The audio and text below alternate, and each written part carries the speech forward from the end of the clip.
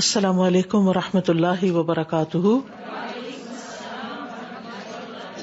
کیا حال ہے سب کا؟ الحمدللہ. نحمده ونصلی علی رسولہ الکریم. اما بعد فاعوذ باللہ من الشیطان الرجیم. بسم اللہ الرحمن الرحیم. رب اشرح لی صدری ویسر لی امری واحلل عقدۃ من لسانی یفقہوا قولی. Page number 959. والسعی اور کوشش، سعیانی دو طرح کی ہوتی ہیں، یعنی کوششیں دو طرح کی ہوتی ہیں. سعی فیما نصب للرزق کالتجارۃ والعمل، ایک وہ کوشش ہوتی ہے جو رزق کے لیے کی جاتی ہے یا رزق کے حصول میں لگائی جاتی ہے.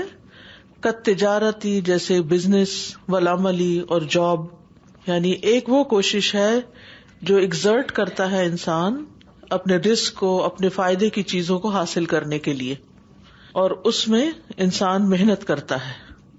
دوسری کوشش وسعی بالدعاء والتوکل والاحسان الی الخلق ونحو ذلک فإن اللہ فی عون العبد ما کان العبد فی عون اخیہ. اور ایک کوشش دعا کے ساتھ ہوتی ہے، یعنی دعا کے لیے بھی انسان کو ظاہر ہے کہ یاد کرنی پڑتی ہے یا توجہ کرنی پڑتی ہے یا مانگتے رہنا ہوتا ہے. دعا کے ساتھ اور توکل کے ساتھ اور مخلوق کے ساتھ احسان کر کے، یعنی اپنے وقت میں سے دوسروں کے لیے وقت نکال کے، اپنے مال میں سے دوسروں کے لیے مال نکال کے، اپنی کوششوں کو اپنی ذات کے لیے صرف رکھنے کی بجائے دوسروں کی خدمت میں لگا کے. تو یہ جو طریقہ ہے یہ بھی ایک کوشش ہے جو ڈائریکٹ نہیں ہوتی، انڈائریکٹ ہوتی ہے. اور جو شخص کسی پر احسان کرتا ہے تو هل جزاء الاحسان الا الاحسان، تو احسان کا بدلہ احسان ہی کی شکل میں ملتا ہے. یعنی ایک آپ کا اپنا ذاتی پرائیویٹ کام ہوتا ہے جس کے لیے آپ کوشش اور محنت کرتے ہیں، اور ایک آپ کی کوشش اور محنت دوسروں کے فائدے کے لیے ہوتی ہے. تو یہ دونوں ہی کوششیں انسان کو فائدہ پہنچاتی ہیں، ایک براہ راست ہے اور ایک بالواسطہ. فإن اللہ فی عون العبد ما کان العبد فی عون اخیہ، کیونکہ اللہ اس بندے کی مدد میں ہوتا ہے جب تک وہ اپنے بھائی کی مدد کرتا ہے، اللہ تعالیٰ اس کی مدد کرتا ہے. سبحان اللہ، یہ کتنی بہترین کوشش ہے جو ہم بظاہر کر کے ایسا لگتا ہے جیسے کسی پر احسان جتا رہے ہیں یا اس کا فائدہ تو دوسرے کو پہنچ رہا ہے، یا کبھی کر کے تو تھوڑا سا دل میں ملال بھی کر لیتے ہیں کہ میں نے اس کے لیے اتنا کیا، اس نے میرے لیے نہیں. اس نے نہیں کرنا، کس نے کرنا ہے؟ اللہ سبحانہ تعالیٰ نے کرنا ہے. تو جب آپ اللہ کے لیے کریں گے تو اللہ سبحانہ تعالیٰ اس کا ریٹرن آپ کو دے گا، یقینی طور پر دے گا. اگر انسان اس کو بھی اپنے لیے یعنی کوشش کا ایک حصہ سمجھے تو صرف وہ کوشش ہی کام نہیں آتی جو آپ اپنی ذاتی اغراض اور مقاصد کے لیے کرتے ہیں.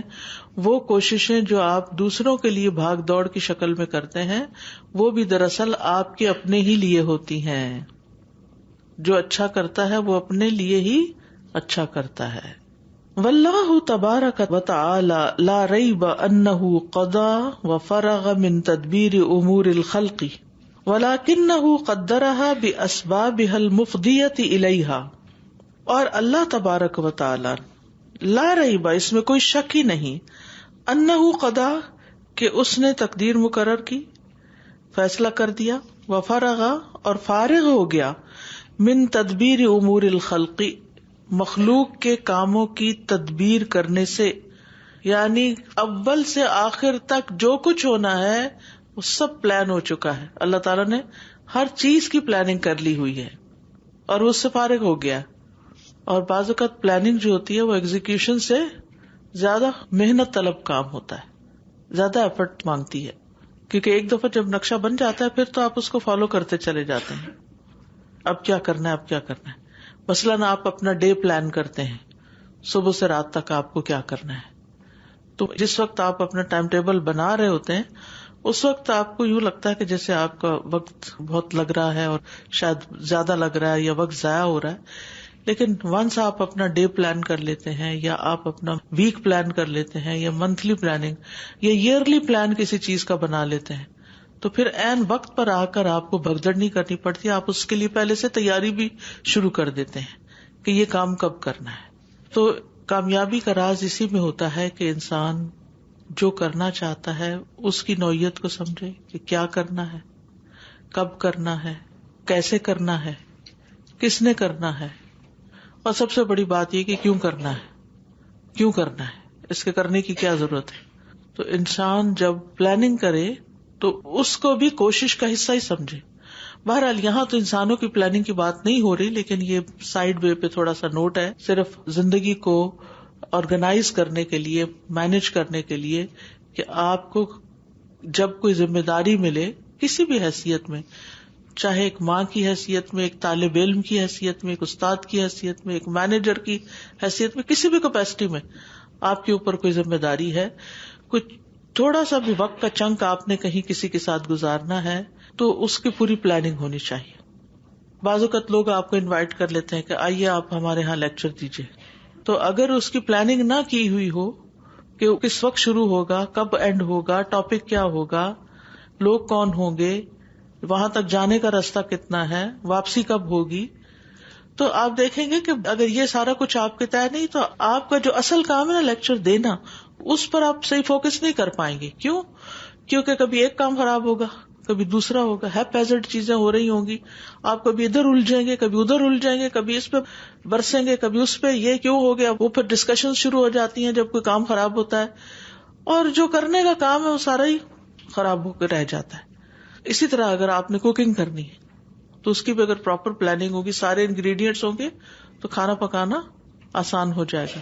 لیکن اگر آپ نے پلاننگ نہیں کی اور آپ نے کوکنگ شروع کر دی اور پھر آپ کو یاد ہے او ہو فلاں چیز تو نمک ہی نہیں ہے گھر میں مثلاً, تو پھر آپ کہتے ہیں اچھا میں جلدی سے پکڑ لاتی ہوں, واپس آتے ہیں ہو سکتا ہے کوئی اور انگریڈینٹ مسنگ ہو, پھر آپ چل پڑیں گے, تو آپ سوچیے کہ کتنا وقت آپ کا ضائع ہو جائے گا. یہ اس طرح کے چھوٹے چھوٹے ایکسپیرینس ہم سب کے ساتھ ہوتے رہتے ہیں, اور یہ چیز بھی ہمیں کہاں سے سیکھنی چاہیے. خود اللہ سبحانہ وتعالیٰ نے جس طرح ہر چیز کی پلاننگ کر دی, تو اگر یہ کائنات بغیر پلاننگ کے چل رہی ہوتی تو آپ دیکھیے کہ پھر اس کا نقشہ کیا ہوتا. سورج جب چاہتا نکل آتا, جب چاہتا غروب ہو جاتا. صرف پلاننگ ہی نہیں کی بلکہ ان ساری چیزوں کو پھر ڈسپلن کا پابند بھی کیا. تو اس سے ہمیں یہ بھی سیکھنے کو ملتا ہے کہ جو ذمہ دار ہوتا ہے نا, تو اس کو صرف پلاننگ کر کے دے نہیں دینی چاہیے بلکہ اس کی ایگزیکیوشن کی سپرویژن بھی کرنی چاہیے. یعنی اللہ سبحانہ وتعالیٰ نے فرشتوں کے ہاتھ میں جو امور دیے ہیں وہ ایسے نہیں ہے کہ بس ان کو دے دیے اور خود فارغ ہو گئے کا مطلب یہاں آپ یہ لیں کہ بس اب اللہ تعالیٰ کا کوئی لینا دینا نہیں کہ جو بھی چاہے فرشتے کر لیں. نہیں, وہ سب بھی اللہ کی نگاہ میں ہے. ہر ایک کو اللہ سبحانہ وتعالیٰ واچ کر رہا ہے, دیکھ رہا ہے, اور کوئی اس کے حکم سے سرتابی نہیں کرتا. یا فلون ما یؤمرون, تب اتنے منظم طریقے سے یہ ساری کائنات چل رہی ہے. وَلَكِنَّهُ قَدَّرَهَا, لیکن یہاں یہ جو بڑا اہم نقطہ سمجھنے کا وہ یہ ہے کہ اس نے ان کو مقدر کیا ہے بِأَسْبَابِهَا, ان کے اسباب کے ساتھ. یعنی تقدیر بنائی تو ساتھ اسباب بھی لگا دیے. اسباب بھی تقدیر کا ایک حصہ ہیں کہ یہ کام اس طرح ہوگا. مثلاً اگر کسی کو پیاس لگی ہے تو پیاس بجھانے کا طریقہ کیا ہے؟ پانی پیا جائے, ٹھیک ہے نا. تو اگر اللہ نے انسان کے اندر پیاس والی چیز رکھی ہے تو اس کے لیے سبب بھی بنائے کہ پیاس کہاں سے بجھے گی, پانی. پھر انسان کو عقل دی کہ وہ پانی لے اور پیے اور اپنی پیاس بجھائے. یعنی چھوٹی سی چیز بھی جو اللہ تعالیٰ نے بنائی ہے, یعنی پانی بھی اگر بنایا ہے یا ہمارے اندر پیاس کی جو حص رکھی ہے, تو صرف یہ نہیں کیا کہ پیاس کی حص رکھ دی کیونکہ باڈی کو کام کرنے کے لیے فیول چاہیے پانی کی شکل میں, اور پانی بنایا ہی نہیں, وہ تو بھول ہی گئے, نعوذ باللہ. ایسا کچھ نہیں, ہر چیز پرفیکٹلی اپنی جگہ پر ہے, اور انسان کو الہام بھی کیا کہ کون سی چیز اس نے استعمال کیسے کرنی ہے. تو یہ نقطہ سمجھنے کی ضرورت ہے کہ تقدیر صرف ایسی نہیں ہے کہ کوئی خالی کھلی پلاننگ ہو اور اس میں پھر اسباب مہیا ہی نہ کیے جائیں. نہیں, اگر آپ کے ذمے کوئی ڈیوٹی لگی ہے تو آپ کو کوئی اتھارٹی بھی ملنی چاہیے اور ساتھ اس کے وہ ریسورسز بھی ملنے چاہیے جس کے ذریعے آپ وہ کام کر سکیں. مثلاً آپ کے ہسبینڈ یہ کہتے ہیں کہ آج میں جب گھر پر آؤں تو کھانا تیار ہو, نہ وہ گروسری لاتے ہیں، نہ وہ پیسے دیتے ہیں، نہ وہ یعنی کچھ ساتھ دیتے ہی نہیں ہے، اور پھر آ کے ڈیمانڈ کرتے کہ کھانا کہاں ہے، تو کیا وہ اس میں جسٹیفائڈ ہوں گے؟ نہیں. اور اگر کھانے کا آرڈر دے کے ساتھ اسباب بھی مہیا کرتے ہیں تو دس از جسٹ رائٹ وے. اللہ تعالیٰ نے ہمیں اپنی عبادت کے لیے پیدا کیا، اور اس کے لیے اگر اس نے ہمیں عبادت کرنے کے اسباب بھی مہیا نہیں کیے تو ہم کیا عبادت کریں گے؟ کیسے کریں گے؟ مثلاً صدقہ کرنا ایک عبادت ہے، اگر اللہ نے ہم کو مال ہی نہیں دیا تو ہم کیا صدقہ کریں گے؟ نماز کے سارے سٹیپس ہیں، اگر کمر ہماری ایسی اکڑی بھی ہوتی جیسے کسی جانور کی اکڑی بھی ہوتی ہے، یعنی کھڑا نہیں ہو سکتا سیدھا، تو ہم قیام کہاں سے کرتے ہیں؟ ہم سے تقاضا کیا جائے کہ قیام کرو نماز میں، ہم کھڑے ہی نہیں ہو سکتے، تو پھر وہ تو بات درست نہیں تھی. کیا ہم اللہ تعالیٰ سے ایسی کوئی توقع رکھ سکتے ہیں؟ کبھی بھی نہیں. اللہ تعالیٰ نے کسی ایسی چیز کا ہم سے مطالبہ نہیں کیا جس کے ہم کو اسباب مہیا نہیں کیے، اور اگر کسی وجہ سے کسی کو کوئی سبب نہیں ملا تو اس سے اس کا امتحان بھی نہیں لیا. اگر کسی کے پاس عقل ہی نہیں، وہ انسان ہے، تو اس کا حساب بھی نہیں، اس سے تو اتنا ہی پوچھا جائے گا جتنی اس کی سمجھ تھی. تو اللہ سبحانہ وتعالیٰ نے جہاں تقدیر بنائی وہاں ساتھ کیا بنایا؟ اسباب بنائے. صرف تقدیر نہیں بنائی، اسباب بھی ساتھ ہی ہیں، اسباب اس کا حصہ ہیں. لہٰذا کوئی شخص تقدیر کا بہانہ کر کے عمل سے پیچھے نہیں رہ سکتا کہ میں تو یہ کام نہیں کر سکتا کیونکہ میری تو تقدیر میں ہے ہی نہیں کہ میں نماز پڑھوں. ایک تو یہ کہ اول تقدیر پڑھی کہاں سے آپ نے اپنی؟ کس نے آپ کو بتایا کہ آپ کی تقدیر میں نماز پڑھنا نہیں لکھا گیا؟ اور دوسرا یہ ہے کہ اللہ نے جو آپ کو ساری سمجھ بوجھ، طاقت، صلاحیت، علم، نبوت کے ذریعے سب کچھ دیا ہے، اس سے آپ چھوٹ نہیں سکتے. وہ سارے اسباب بھی مہیا ہیں آپ کو، اور آپ کو اچھی بلی سمجھ ہے کہ کس طرح اللہ کو راضی کیا جا سکتا ہے، اور پھر آپ تقدیر کا بہانہ کر کے کام نہ کریں تو یہ قابل قبول بہانہ نہیں ہے.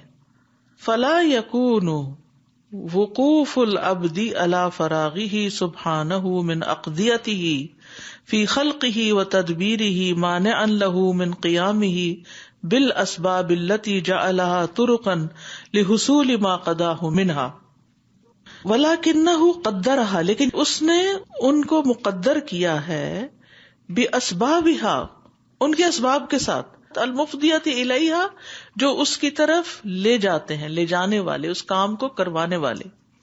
فلا یکون، تو نہ ہوگا، وقوف العبدی، بندے کا رک جانا یعنی جسٹیفائڈ نہیں، علی فراغہ سبحانہ، اللہ تعالی کا تقدیر بنا کے فارغ ہونے سے، من اقضیتہ، اس کے فیصلوں کے، فی خلقہ، اپنی مخلوق کے بارے میں، و تدبیرہ، اور ان کی تدبیر کے بارے میں، مانعا لہ، رکاوٹ بنے اس انسان کے لیے، من قیامہ بالاسباب، اسباب کو اختیار کرنے کے، التی، وہ اسباب، جعلہا، جن کو اللہ نے بنایا، طرقاً، راستہ یا ذریعہ، لحصول، حاصل کرنے کا، ما قضاہ منہا، جو اس نے فیصلہ کیا تھا اس میں سے. یعنی انسان یہ بہانہ نہیں کر سکتا چونکہ اللہ تعالیٰ تقدیر مقرر کر کے فارغ ہو چکا ہے، تدبیر ہو چکی ہے، سب کچھ ہو چکا ہے، لہذا اب میں کیا کروں. نہیں، اس کی بنا پر آپ رک نہیں سکتے. فلا یکون وقوف العبد، بندہ رک نہیں سکتا، بندے کو رکنا نہیں چاہیے. الا، اس بنا پر، اس وجہ سے، فراغہ سبحانہ من اقضیتہ، کہ اللہ تعالیٰ اپنے فیصلوں میں سب کچھ کر کے فارغ ہو چکا ہے جو اس کی مخلوق کے بارے میں ہے اور ان کی تدبیر کے بارے میں. یہ اصل میں ہے فلا یکون مانعا لہ من قیامہ بالاسباب، یعنی یہ سب چیز جو اللہ کا تقدیر بنانا یا تدبیر کرنا اور اس سے فارغ ہو جانا، رکاوٹ نہیں بننا چاہیے انسان کو اسباب کے اختیار کرنے سے. یعنی سمپل لفظوں میں، تقدیر مقرر کرنا بہانہ نہیں ہونا چاہیے اسباب اختیار نہ کرنے کا. میں اسباب کیوں نہیں اختیار کری؟ کیونکہ میری تقدیر میں تو یہ لکھا ہوا ہے. بالکل غلط بات ہے، غلط سٹیٹمنٹ ہے. آپ نے تقدیر کہیں سے پڑھی نہیں کہ کہاں لکھا ہوا ہے. دوسرا یہ ہے کہ اسباب اختیار کرنے کا بھی اللہ ہی نے حکم ہے. اگر تقدیر اللہ نے بنائی تو اسباب بھی اللہ نے ہی پیدا کیے ہیں، لہٰذا ایک چیز کی وجہ سے دوسری چیز کو آپ روک نہیں سکتے. یہ دونوں ساتھ ہیں، ان کا چولی دامن کا ساتھ ہے، تقدیر اور اسباب کا. واضح؟ فَيُبَاشِرُ الْعَبْدُ الْأَسْبَابَ الَّتِي بِهَا حِفْظُ حَيَاتِهِ مِنَ الطَّعَامِ وَالشَّرَابِ. تو انسان آغاز کرتا ہے، بگنز العبد انسان، الاسباب اسباب کو، یعنی بندہ اسباب اختیار کرتا ہے، التی وہ جو، بہا ان کے ذریعے، حفظ حیاتی ہی اس کی زندگی کی حفاظت ہوتی ہے، من الطعام والشراب کھانے پینے کی شکل میں. یعنی انسان کھانا پینا اختیار کرتا ہے جو کہ اسباب میں سے ہے، اس لیے کہ اس کی زندگی کھانے پینے پر ہی منحصر ہے. واللباس والسکن ونحوها، اسی طرح لباس اور رہائش کا اختیار کرنا. آپ کپڑے کیوں سلواتے ہیں، کیوں خریدتے ہیں؟ سردی آ گئی ہے تو آپ ونٹر کوٹ وغیرہ کیوں خریدتے ہیں؟ تو یہ اسباب اختیار کر رہے ہیں نا. وہ موسم بدلا ہے، مجھے یہ چاہیے. اب کوئی آپ کو نصیحت کرتا ہے تو آپ لینے جاتے ہیں، یا آپ اگر تقدیر میں ٹھنڈ لگنا آپ کے نہیں ہے تو آپ کو تو کچھ فرق نہیں پڑے گا کوٹ پہنے یا نہ پہنے. کیا خیال کریں گے ایسے؟ کیا پتا میری تقدیر میں یہ، جیسے بعض لوگ ایسے ہوتے ہیں نا کہ جن کو سردی نہیں لگتی، جیسے یہ جوگی یا سوامی اور اس طرح کے لوگ ہوتے ہیں، وہ اس طرح کے کھانے کھاتے ہیں، اس طرح کی ایکسرسائز کرتے ہیں، اس طرح کی چیزیں کرتے ہیں کہ وہ وہی اپنے دو چادروں کے اندر جیسا بھی موسم ہو، سردی ہو گرمی ہو، اس میں سروائیو کر جاتے ہیں.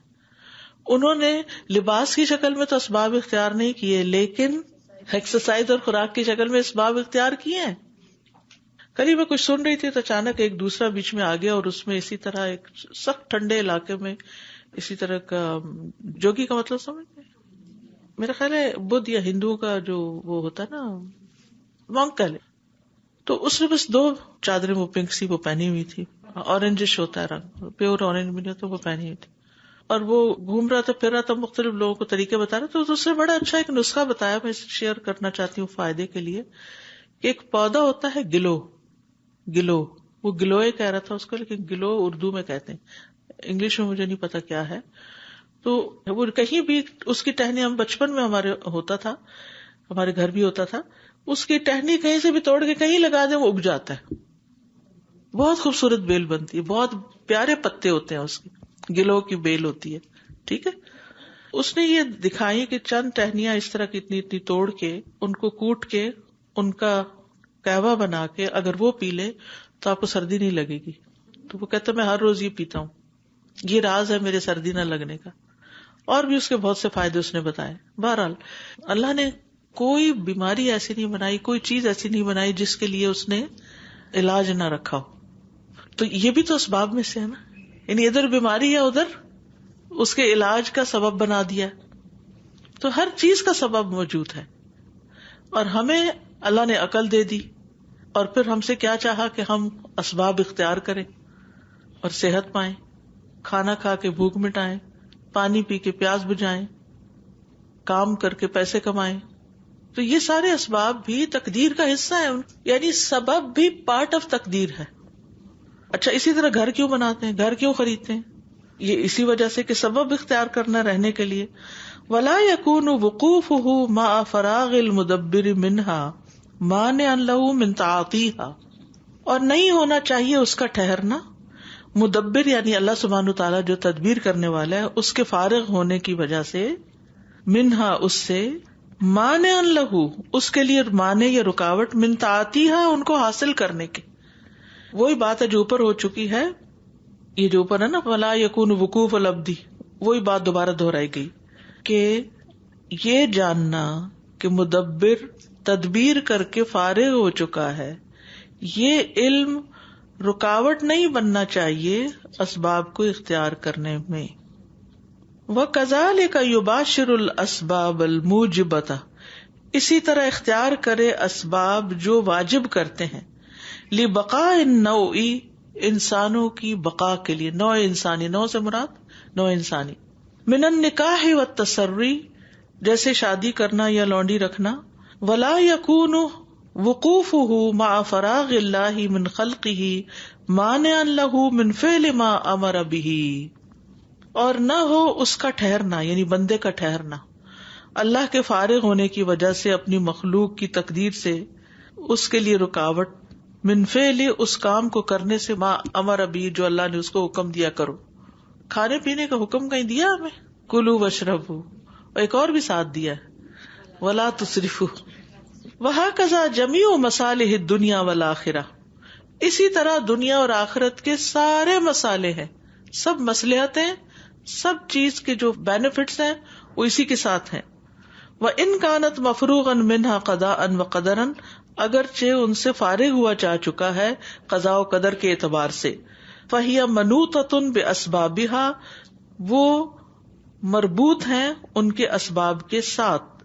التي يتوقف حصولها عليها شرعا وقدرا وہ اسباب جن پر موقوف ہے ان کا حاصل کرنا شریعت کے اعتبار سے بھی اور تقدیر کے اعتبار سے بھی. تو اللہ سبحانہ وتعالی نے اسباب اور مسببات کو تقدیر میں طے کر دیا ہے. تو جب یہ طے ہو چکا ہے تو انسان اس تقدیر کے سامنے بیٹھ نہیں جاتا، یہ بیٹھنا نہیں چاہیے، بلکہ اس کو کیا چاہیے کہ وہ اسباب کو اختیار کرے. یہ ہے اصل میسج. فَكَمَا جَعَلَ اللَّهُ عَزَّ وَجَلَّ الطَّعَامَ سَبَبًا لِلشَّبْعِ وَالْمَاءَ سَبَبًا لِلرَّيِّ جس طرح اللہ تعالیٰ نے کھانے کو پیٹ بھرنے کا یا بھوک مٹانے کا ذریعہ بنایا اور پانی کو پیاس بجھانے کا، كَذَلِكَ جَعَلَ فِعْلَ الْمَأْمُورِ وَتَرْكَ الْمَحْظُورِ سَبَبًا لِلنَّجَاةِ اسی طرح اللہ نے ان باتوں کا جن کا حکم دیا گیا تھا ان کو کرنا اور جن سے روکا گیا تھا ان کو چھوڑنا یہ سبب بنایا. کس کے لیے؟ نجات کے لیے. کون سی نجات؟ آخرت کی. جس طرح پانی پیاس بجھاتا ہے دنیا میں، ایسے ہی اللہ کے حکم پہ چلنا آخرت کے عذاب سے بچاتا ہے. اور جس چیز سے اللہ نے روکا ہے اس سے رک جانا اللہ کے عذاب سے نجات دلاتا ہے. جیسے دنیا میں کسی بھی چیز کو حاصل کرنے کے لیے اسباب اختیار کیے جاتے ہیں، اسی طرح آخرت کے عذاب سے بچنے کے لیے بھی اسباب اختیار کرنے ہوں گے. اور وہ اسباب کیا ہے؟ جس چیز کا اللہ نے حکم دیا وہ کر لیا جائے اور جس سے روکا جائے اس سے رک جائے. وَجَعَلَ فِعْلَ الْمَحْظُورِ وَتَرْكَ الْمَأْمُورِ سَبَبًا لِلْهَلَاكِ اور اس نے بنایا یعنی روکی جانے والی چیزوں کے کرنے کو اور حکم دی جانے والی چیزوں کے چھوڑنے کو سبب کس چیز کا؟ ہلاکت کا. وَقَدْ جَعَلَ اللَّهُ لِكُلِّ شَيْءٍ سَبَبًا اللہ نے ہر چیز کا سبب تخلیق کیا ہے، ہر چیز کا سبب بنایا ہے. We should never stop our efforts and keep trying and keep adopting means. Be proactive because even if sometimes you're not getting somewhere, our action of wanting to get and trying to get counts a lot. If the moment we stop making the effort, that then when it's a downfall for. مثلاً چھٹی کے وقت آپ کو یہاں سے گھر جانا ہے، آپ کے اگر میری تقدیر میں ہے تو میں پہنچ جاؤں گی، گاڑی پہ بیٹھنے کی ضرورت نہیں ہے، تو ایسے بندے پہ آپ ہنسیں گے. تو اگر آپ کہیں کہ جنت اللہ نے بنائی، اگر میری قسمت میں لکھی تو میں پہنچ ہی جاؤں گی چاہے میں عمل کروں یا نہ کروں. ایک چیز کو آپ کہتے ہیں نہیں گاڑی پہ بیٹھنا ضروری ہے، پوری ایفرٹ کرو. گاڑی اگر بند بھی ہو گئی ہے، سنو میں ڈھک گئی ہے تو بھی کیا کرو؟ چلاؤ اس کو، سنو ہٹاؤ. ہر ممکن ایفرٹ کرتے ہیں ہم اس کے لیے. لیکن جنت میں جانے کے لیے کتنی ایفرٹ کرتے ہیں کہ نہیں میں نے کوئی چیز چھوڑنی نہیں جو مجھے پتا چلے جنت میں لے جانے والی اور میں اس کو نہ کروں، کیونکہ اس کے لیے مجھے سبب اختیار کرنے.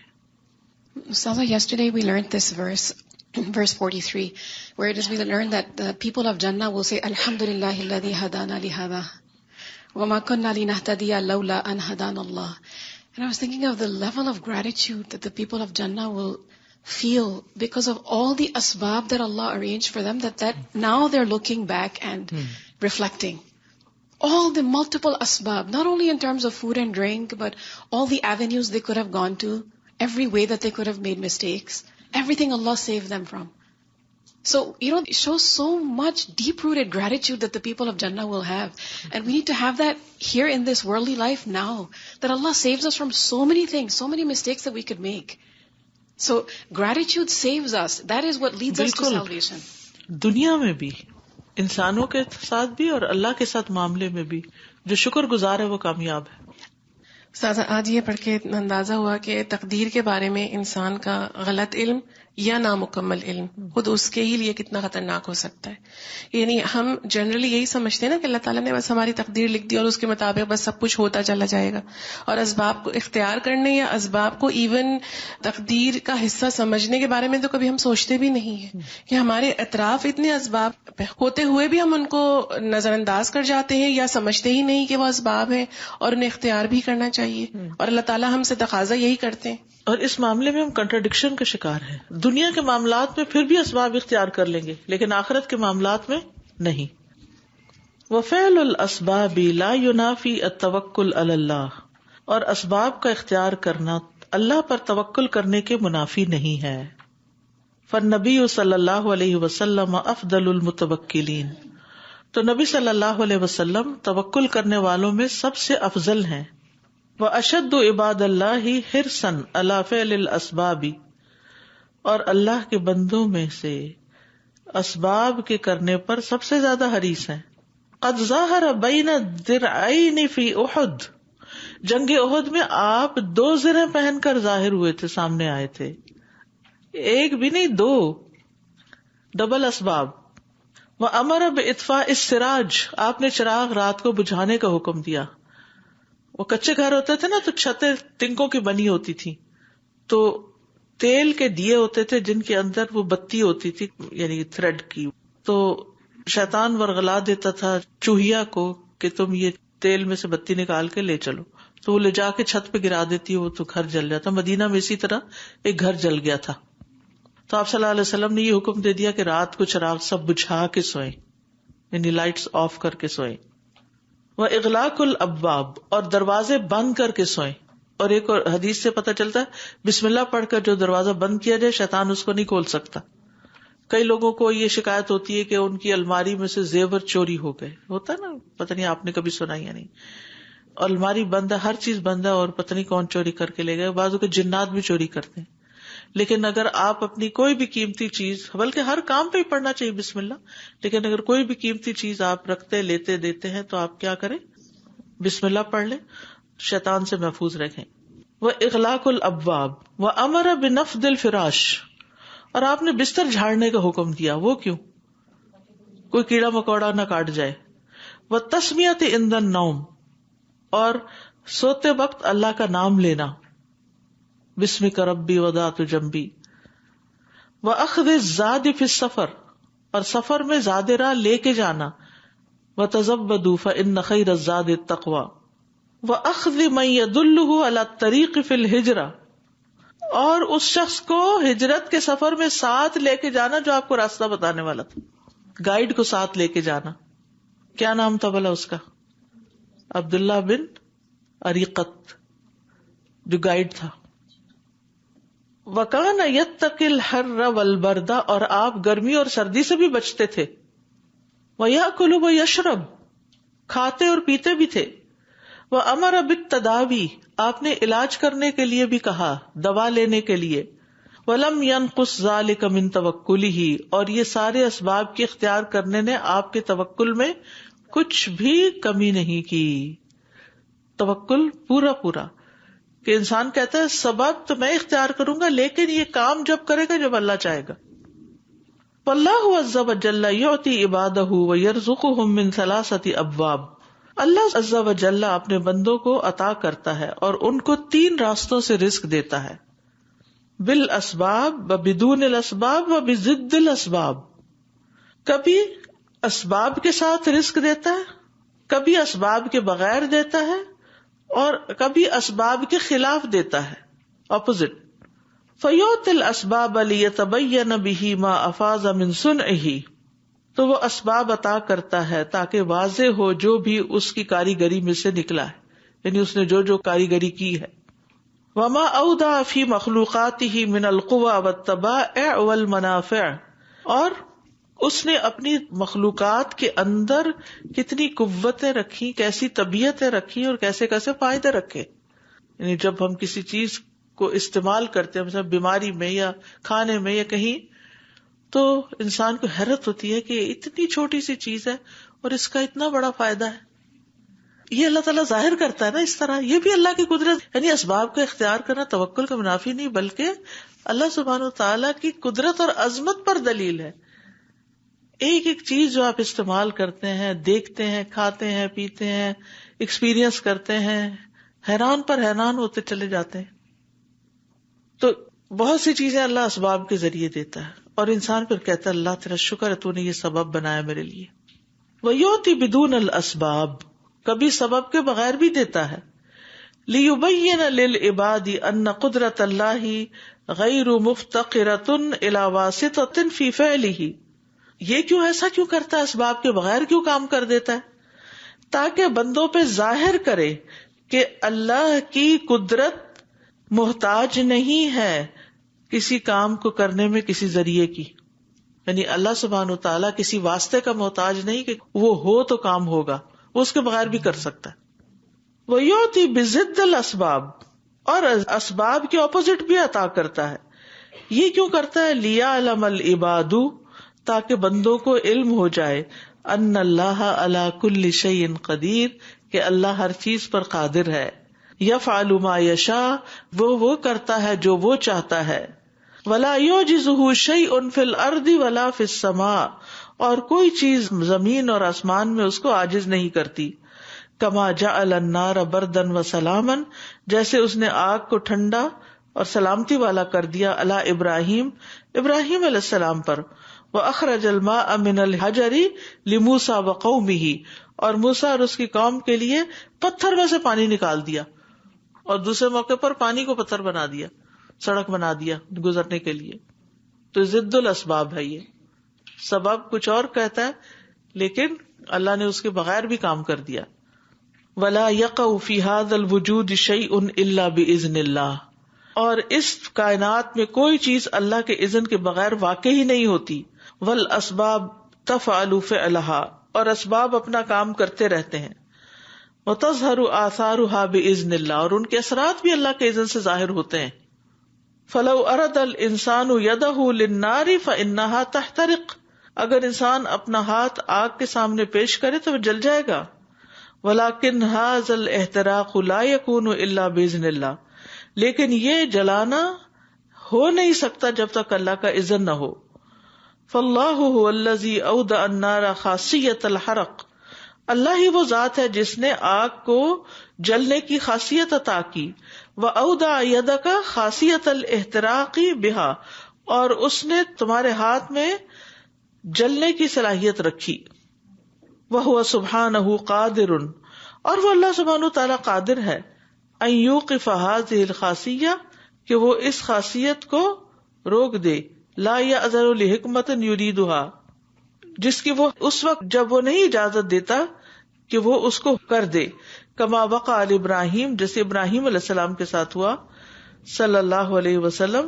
حین القی فی النار, جب وہ آگ میں ڈالے گئے. فالنار تشتعل, آگ بھڑک رہی تھی. ولیکن اللہ منع من حرق ابراہیم, لیکن اللہ نے آگ کو ہی منع کر دیا ابراہیم علیہ السلام کو جلانے سے. بل جعلها بردا وسلاما علیہ, بلکہ اس کو ٹھنڈک اور سلامتی والی کر دیا اس پر, جیسا کہ اللہ تعالیٰ کا فرمان ہے. قلنا یا نار کونی بردا وسلاما علی ابراہیم, ہم نے کہا اے آگ ہو جاؤ ٹھنڈی اور سلامتی ہو ابراہیم علیہ السلام پر. قلنا یا نار کونی بردا وسلاما علی ابراہیم. This specific point reminds me of the ayahs in the beginning of Surah Takwir, where Allah subhanahu wa ta'ala is talking about the different things that we see every day. For the example, the sun, the animals, the sea, right?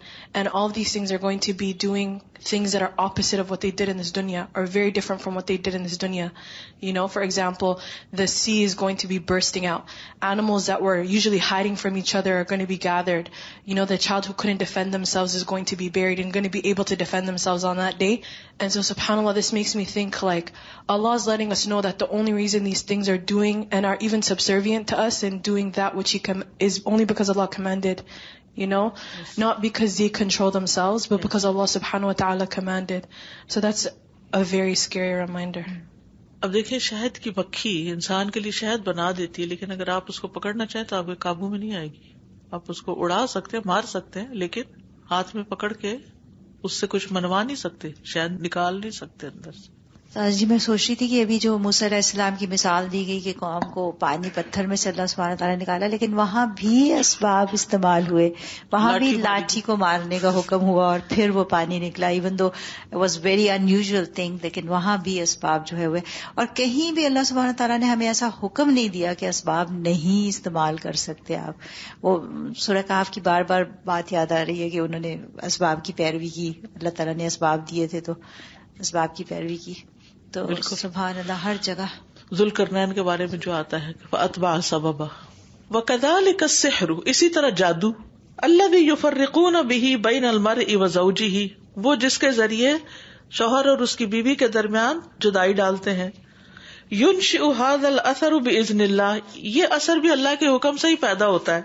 وَاللَّهُ قَادِرٌ أَن يُوقِفَ هَذَا الْأَثَرَ فِيهِ، اللہ اس پہ قادر ہے کہ اس کے اثر کو روک دے. حین لا یأذن لحکمت یریدها، جب وہ اجازت نہیں دیتا کسی حکمت کی وجہ سے جس کا اس نے ارادہ کیا ہوتا ہے. کما قال سبحانہ عن السحرہ، جیسے اللہ تعالیٰ نے جادوگروں کے بارے میں فرمایا فیتعلمون منہما ما یفرقون به بین المرء وزوجه وما هم بضارین به من احد الا باذن اللہ ویتعلمون ما یضرهم ولا ينفعهم. پس وہ سیکھتے تھے ان دونوں سے جس کے ذریعے شوہر اور بیوی کے درمیان جدائی ڈالیں، اور وہ ان میں سے کسی ایک کو بھی نقصان نہیں دے سکتے تھے سوائے اس کے کہ جو اللہ چاہے، اور وہ سیکھتے تھے جو ان کو نقصان دیتا تھا اور ان کو فائدہ نہ دیتا تھا. فَيَتَعَلَّمُونَ مِنْهُمَا مَا يُفَرِّقُونَ بِهِ بَيْنَ الْمَرْءِ وَزَوْجِهِ وَمَا هُمْ بِضَارِّينَ بِهِ مِنْ أَحَدٍ إِلَّا بِإِذْنِ اللَّهِ وَيَتَعَلَّمُونَ مَا يَضُرُّهُمْ وَلَا يَنفَعُهُمْ. وَالْأَمْرُ كُلُّهُ لِلَّهِ، معاملہ اختیار سارے کا سارا اللہ کے پاس ہے. وَاللَّهُ لَا مُقَيِّدَ لِمَشِيئَتِهِ، اور اللہ تعالی اس کی مشیت کو کوئی بھی مقید کرنے والا نہیں، ریسٹرکٹ کرنے والا نہیں. فالمشیئۃ التی ترید النتیجہ، تو وہ مشیت جو نتیجہ چاہتی ہے یعنی کونی مشیت، ہی ذاتها التی تیسر الاسباب، یہ وہی ہے جس کے لیے اسباب آسان کر دیے جاتے ہیں. فلا، یہ با جو ہے نا یہ زائد ہے، فلا ہے یہ بھی. فلا تعارض بین تعلیق النصر بالمشیئۃ ووجود الاسباب، تو کوئی تعارض نہیں کامیابی کو مشروط کرنے کا، تعلیق یعنی معلق کرنا، مشروط کرنا، بالمشیئۃ مشیت کے ساتھ، ووجود الاسباب اور اسباب کے موجود ہونے کے ساتھ، یعنی دونوں چیزیں ساتھ ساتھ آئیں گی. وَهَذَا الْكَوْنُ وَمَا يَجْرِي فِيهِ، اور یہ کائنات اور جو اس میں چل رہا ہے، کلہ یسیر وفق مشیئت اللہ، سب کا سب اللہ کی مشیت کے ساتھ ہی چل رہا ہے، اس کے مطابق چل رہا ہے. للہ الامر من قبل ومن بعد، اللہ ہی کے لیے ہے فیصلے کا اختیار اس سے پہلے بھی اور بعد میں بھی. یہ سورۃ روم کی آیت ہے نا جس میں روم کے غلبے کی بات کی جا رہی ہے. وَيَوْمَئِذٍ يَفْرَحُ الْمُؤْمِنُونَ، اور اس دن مومن خوش ہو جائیں گے، بنصر اللہ، اللہ کی مدد کے ساتھ. ینصر من یشاء، وہ مدد کرتا ہے جس کی وہ چاہتا ہے. وہو العزیز الرحیم، اور وہ غالب ہے، رحم فرمانے والا ہے. تو آپ کو معلوم ہے نا کہ مشیت دو طرح کی ہوتی، پیچھے ہم پڑھ چکے ہیں. ایک مشیت کونی قدری اور دوسری شرعی دینی. ٹھیک ہے، کونی جو مشیت ہے وہ ہو کر رہتی ہے، چاہے اللہ تعالیٰ اس کو پسند کرے یا نہ کرے. اور شرعی دینی جو ہے وہ سب کے لیے پسند کرتا ہے، لیکن ضروری نہیں کہ وہ ہو، جو اللہ چاہتا ہے ویسے ہی ہو. اللہ چاہتا ہے اب نماز پڑھے تو ضروری نہیں بندہ پڑھے، چاہے تو پڑھے چاہے تو نہ پڑھے. تو مشیت دینی جو ہے وہ ضروری نہیں ہے کہ وہ واقع ہو. کچھ لوگ اچھا کام کرتے کچھ نہیں کرتے، کچھ شریعت کے احکامات پہ چلتے کچھ نہیں چلتے، لیکن وہ حکم جو اللہ نے سورج کو دے رکھا ہے، چاند کو دے رکھا ہے اور مخلوق کو دے رکھا ہے، وہ سارے کا سارا کیا ہے، ہو رہا ہے. تو اللہ کی مدد جو ہے وہ مشیت کے ساتھ بھی ہو سکتی ہے اور اسباب کے ساتھ بھی. تو مشیت اور سبب میں اختلاف نہیں ہے. للہ الامر من قبل ومن بعد ویومئذ یفرح المؤمنون بنصر اللہ ینصر من یشاء وہو العزیز الرحیم. حکم اللہ ہی کے لیے ہے، اس سے پہلے بھی اور بعد میں بھی، اور اس دن مومن خوش ہو جائیں گے اللہ کی مدد آنے کی وجہ سے. وہ مدد کرتا ہے جس کی چاہتا ہے، اور وہ زبردست ہے، رحم فرمانے والا ہے. للہ الامر من قبل ومن بعد ویومئذ یفرح المؤمنون بنصر اللہ ینصر من یشاء وہو العزیز الرحیم. فالعقیدۃ الصحیحۃ ترد الامر کلہ للہ. صحیح عقیدہ کیا ہے کہ انسان سارے معاملات کو اللہ کی طرف پھیر دے. وَلَكِنَّهَا لَا تُعَفِّ الْبَشَرَ مِنَ الْأَخْذِ بِالْأَسْبَابِ الْمَشْرُوعَةِ. لیکن یہ بندے کو ایگزامپٹ نہیں کرتا کہ مشروع یا جائز اسباب اختیار نہ کرے. وَالَّتِي مِنْ شَأْنِهَا أَن تَظْهَرَ النَّتَائِجَ إِلَى عَالَمِ الشَّهَادَةِ وَالْوَاقِعِ بِأَمْرِ اللَّهِ. وَالَّتِي مِنْ شَأْنِهَا، اور اس کی شان یا حالت میں سے ہے کہ نتائج کو ظاہر کرے اس دنیا میں. عالم شہادہ کون سا؟ یہ جس کو ہم دیکھ رہے ہیں. والواقع بامر اللہ، اور وہ اللہ کے حکم سے واقع ہوں. اما ان تحقق تلک النتائج فعلا او لا تتحقق فليس داخلا في التکلیف. تو خواہ نتائج واقع ہو جائیں حقیقی طور پر، عملی طور پر، یا نہ ہو، یہ داخل نہیں ہے انسان کی ذمہ داری میں. یعنی اگر انسان کوئی کام کرتا ہے کسی سبب کو اختیار کر کے، تو کبھی تو وہ سبب کام کر جاتا، کبھی وہ نہیں بھی کرتا. آپ نے ایک دوا کھائی، نہیں فائدہ دیا، آپ کو اور دوا اختیار کرتے ہیں. تو یہ تو ہوتا ہے. اما ان تحقق تلک النتائج فعلا او لا تحقق فلیس داخلا فی التکلیف. تو جہاں تک نتائج کے واقع ہونے کا تعلق ہے حقیقی معنوں میں یا نہیں واقع ہوتے، تو وہ تکلیف میں داخل نہیں ہے، یعنی ذمہ داری میں داخل نہیں ہے. لأن مرد ذلك فی النہایت الی تدبیر اللہ، کیونکہ واپسی آخر کار اللہ کی تدبیری کی طرف ہے. فالتوکل مقید بالاخذ بالاسباب. توکل جو ہے وہ جڑا ہوا ہے، مقید ہے اسباب اختیار کرنے پر، یعنی توکل کے ساتھ ہی اسباب اختیار کرنے چاہیے. ٹھیک ہے، اعقل و توکل جیسے کہا جاتا ہے، پہلے اونٹ باندھو پھر توکل کرو. ورد الامر بعد ذلك الى اللہ وحدہ وہذا محل الابتلاء. اور کسی کام کا پھیرا جانا اس کے بعد طرف اللہ اکیلے کے، یہ آزمائش کا موقع ہوتا ہے. وظاہر الاسباب فی الدنیا هو من اساس حکمت الحیات. دنیا کی زندگی میں اسباب کا ظاہر ہونا یا ظاہری اسباب جو ہیں وہ زندگی کی حکمت کی بنیاد ہوتے ہیں. ان یکون ظاہرا امامک ان ھذا یؤتی و ھذا یمنع، کہ تمہارے سامنے ظاہر ہو جائے کہ کون دیتا ہے اور کون نہیں دیتا. وَهَذَا يَسْتَطِيعُ أَن يُؤْتِيَكَ الْمَالَ وَالْخَيْرَ، اور یہ استطاعت رکھتا ہے کہ مال اور خیر عطا کرے. وَهَذَا يَسْتَطِيعُ أَن يَمْنَعَ عَنْكَ الرِّزْقَ، اور اس میں استطاعت ہے کہ وہ تم سے رزق کو روک دے. وَأَنْتَ إِمَّا أَن تَنْدَفِعَ لِإِرْضَاءِ بَشَرٍ عَلَى حِسَابِ مَعْصِيَةِ اللَّهِ وَإِمَّا أَن تَلْتَزِمَ بِمَنْهَجِ اللَّهِ وَلَا تَخْشَىٰ أَحَدًا. تو ایسے میں انسان کا امتحان ہوتا ہے، آزمائش ہوتی ہے. کس طرح کہ تم یا تو اللہ کی نافرمانی کے کام میں کچھ دو گے، یعنی دینے کے لیے چل پڑو گے. وَإِمَّا أَن تَلْتَزِمَ بِمَنْهَجِ اللَّهِ وَلَا تَخْشَىٰ أَحَدًا، یا یہ کہ تم اللہ کے منہج کو لازم پکڑ لو گے اور کسی ایک سے نہیں ڈرو گے. یعنی پہلا جو ہے بندے کی رضا کے لیے تم کام کرنے لگتے ہو اللہ کی نافرمانی کے ساتھ، اور دوسرے میں یہ ہے کہ بندوں سے نڈر ہو کے اللہ کی رضا کا کام کرنے لگتے. اس جملے کو دوبارہ دیکھ لیتے ہیں. اصل میں تھوڑی سی بات ایک اور سمجھ لیں پہلے، اس کو سمجھنے سے پہلے سوال پیدا ہوتا ہے انسان کے اندر کہ اللہ تعالیٰ نے اسباب کی دنیا کیوں بنائی؟ وہ تو کن کہہ کے سارا کچھ کر سکتا ہے، کسی کو پیدا کرنا ہو، کسی کو موت دینی، سب کچھ کر سکتا ہے. یا یہ ہے کہ ہماری زندگی میں مختلف حالات کیوں آتے ہیں؟ ایک دن اٹھتے ہیں ہم حشاش بشاش خوش باش، دوسرے دن کوئی روٹین میں چینج نہیں ہوتا, لیکن پتہ نہیں کیوں موڈ آف ہی ہوتا ہے صبح صبح. یہ سب کے ساتھ یہ ایکسپیرینس ہوتا ہے. کسی دن بچے بالکل آرام سے بیٹھ کے ناشتہ کر لیتے ہیں اور خود ہی تیار ہو کے اسکول چل پڑتے ہیں, اور کسی دن ٹس سے مس نہیں ہوتے. تو یہ کیا ہے, ایسا کیوں ہے؟ اس میں کچھ حکمتیں ہیں. آپ وہی اسباب اختیار کرتے ہیں, ایک چیز ہو جاتی ہے, سیم چیز آپ ریپیٹ کرتے ہیں, آپ کا درد نہیں جاتا. وائی؟ تو اللہ تعالیٰ کچھ دکھانا چاہتا ہے, کچھ سمجھانا چاہتا ہے. ایکم احسن عملا. اگر اسباب موافق ہیں تو کیا آپ تبھی اللہ کے بندے ہیں, اور اگر اسباب آپ کے مخالف ہو گئے تو کیا آپ اللہ کے بندے نہیں رہیں گے, پھر اطاعت نہیں کریں گے؟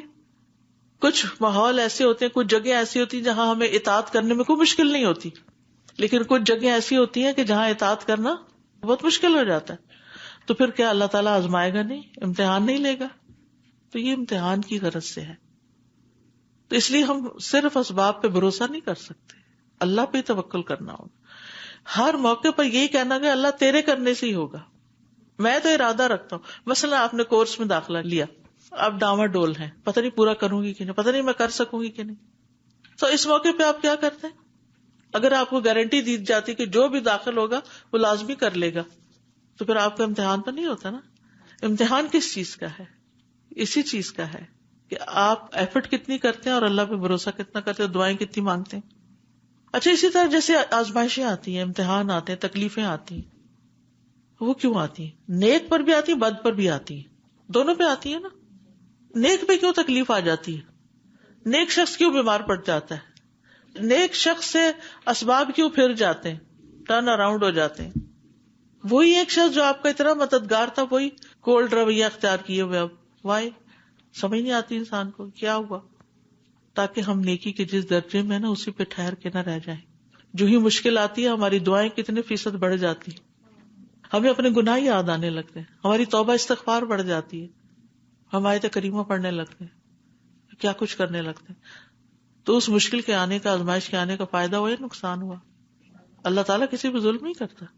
کبھی اسباب فیوریبل ہوتے, کبھی موسم کنڈیوسو ہوتا ہے, آپ کے موافق ہوتا ہے, اور کبھی مخالف ہو جاتا ہے. کیا دیکھتا ہے اللہ تعالیٰ کہ کون ہر موسم میں اللہ کی اطاعت کرتا ہے, سردی میں بھی اور گرمی میں بھی. اور برے شخص پر کیوں آزمائش آتی کہ وہ غافل ہوتا ہے, سو رہا ہوتا ہے. اللہ تعالیٰ اس کو جگانا چاہتا ہے کہ ابھی بھی وقت ہے, ورنہ تو انسان اسی حال میں دنیا سے چلا جائے. تو اسباب کا بھی یہی ہے, کبھی اسباب دیتا ہے اور کبھی اسباب روک لیتا ہے. جب ملتے ہیں تو کیا کرنا چاہیے, اور جب رک جاتے ہیں تو کیا کرنا چاہیے؟ صبر کر کے اور زیادہ اللہ کی طرف راغب ہونا چاہیے. ماحول موافق ہو تو بھی اللہ کی اطاعت, اور ماحول مخالف ہو تو بھی اللہ کی اطاعت. اسی طرح بندوں سے مختلف رویے آتے ہیں. تو یہ جو ہے نا, بظاہر الاسباب فی الدنیا ہوا من اساس حکمت الحیات, دنیا میں اسباب کا ظاہر ہونا وہ زندگی کی حکمت کی بنیاد ہے. ان یکون ظاہرا امامک ان ھذا یؤتی و ھذا یمنع, کہ آپ کے سامنے ظاہر ہو کہ کون دینے والا اور کون نہیں دیتا. وھذا یستطیع ان یؤتیک المال والخیر, یہ تمہیں مال اور خیر بلائی دے سکتا ہے. وھذا یستطیع ان یمنع عنک الرزق, اور یہ تم سے روک سکتا ہے. وانت اما ان تندفع لارضاء بشر علی حساب معصیت اللہ, اور تم یا تو پھر انسانوں کی رضا حاصل کرنے کے لیے اللہ کی نافرمانی کر بیٹھو گے, اس کی طرف ٹو بی پش, تندفع یعنی کہ مجبور ہو جاؤ گے. واما ان تلتزم بمنہج اللہ ولا تخش احدا, یا پھر یہ ہوگا کہ تم اللہ تعالی کے طریقے کے اوپر چلو گے اور کسی سے نہیں ڈرو گے.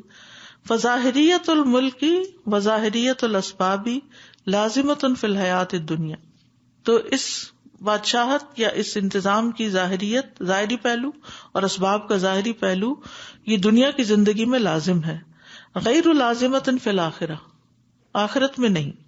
ولذالک فإن ھذا الظاہر وھذہ الاسباب کل ذلک یختفی فی الآخر, کیونکہ یہ ظاہری اسباب, یہ ساری چیزیں جو ہیں آخرت میں ایلیمنیٹ ہو جائیں گی, یختفی, چھپ جائیں گی. ویکون الشیء مباشرۃ من اللہ لعبیدہ, اور وہاں ڈائریکٹلی اللہ کی طرف سے آپ کو چیزیں مل جائیں گی. لماذا؟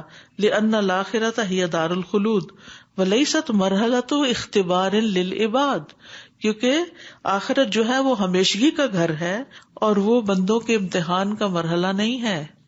سبحانک اللہم و بحمدک، اشہد ان لا الہ الا انت، استغفرک و اتوب الیک. السلام علیکم و رحمۃ اللہ وبرکاتہ.